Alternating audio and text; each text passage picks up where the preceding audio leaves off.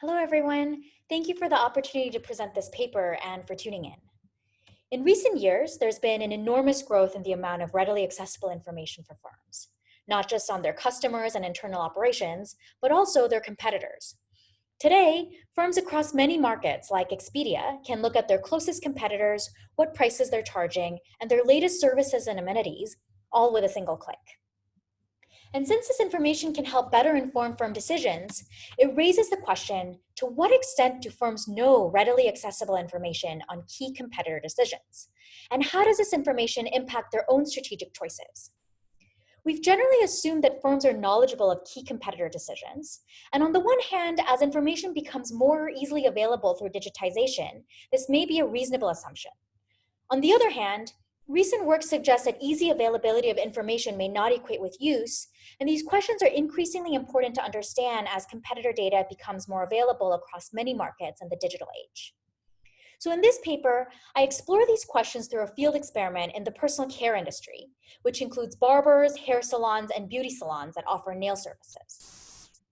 It's a particularly apt setting because it allows for a large sample size of firms that compete locally across hundreds of markets, where price is a key driver of customer decisions, and firms can easily see and compare their competitors' prices by physically passing by, calling, or looking online.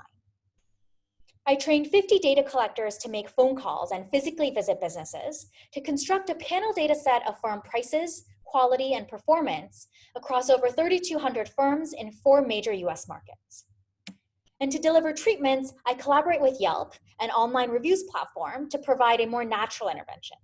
I send their canvassers to visit all firms in the sample for a standard marketing visit, where firms that were randomly assigned to treatment received a personalized competitor report on the back of the marketing postcard, showing the firm's price relative to their 9 geographically closest competitors. Before receiving the treatment, I find that roughly 46% of treatment firms cannot specify who their primary competitors are or what they're charging. Now, this could be because firms don't need to know competitor decisions, since it would have been easy for them to access. And it could be that other sources of information, like observing customer demand, offer sufficient statistics for competitor information. So how do firms change their decisions once they receive the competitor information treatment? This plots the raw data on the percentage of firms that change prices in the months after the canvassing visit. Here, the percentage of all firms that change prices increases over time because most make price changes at the end of the year, and there's a larger percentage of post-December months in these later months. And what we see is that more treatment firms change prices from baseline compared to control firms. Estimating this using a difference in difference model, I find that treatment firms are 17% more likely to change prices, which is a 3 percentage point increase. Taken together, these results suggest that some firms were in fact not aware of competitor information, and that this information appears to be decision relevant. I find that firms change their prices to better align with their competitors. They increase their price if they were charging a lower price compared to their geographically nearest competitor, and they decrease their price if they were charging a higher price compared to their nearest competitor.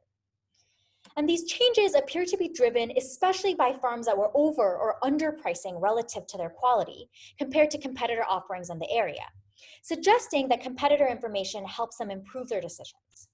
And consistent with this, treatment firms observe about 15% more calls, page views, and map views on Yelp in the months following treatment. And this is mostly driven by firms that were overpricing at baseline, who are more likely to decrease their prices as a result of treatment. Now, this poses a puzzle. Given that competitor information is both readily accessible and decision relevant, why is it that firms didn't pay attention to this information on their own? I consider a few possible explanations, and I find most supportive evidence that managers appear to underestimate the value of paying attention because they hold outdated knowledge that makes them believe that they may be more up to date. So to recap, I find that firms appear to lack knowledge of key competitor decisions, in this case on pricing, even when this information is easily accessible and decision relevant. Competitor information appears to lead firms to change their decisions by aligning them more with their closest competitors. And finally, managerial inattention appears to be a key barrier for firms in realizing potential gains from even readily available data. Thank you so much for listening. You can find the full paper here, and please get in touch with any questions or thoughts.